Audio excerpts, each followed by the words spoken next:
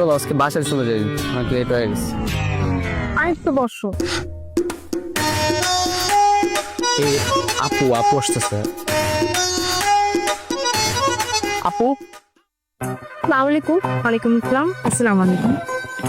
আপু কিন্তু এমনিতে খুব সাপোর্টিভ, খুবই ভালো। তো আপুর হচ্ছে নেক্সট মান্থে এক্সাম আর কি।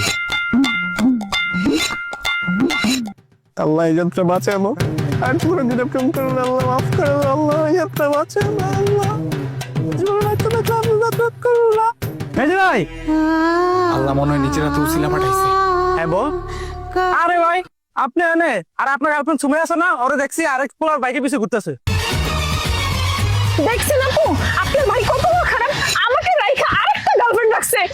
আপু মানে আপনি আর আপু না, আমি তো ওর গার্লফ্রেন্ড, ওর কমিটেড গার্লফ্রেন্ড। মানে কি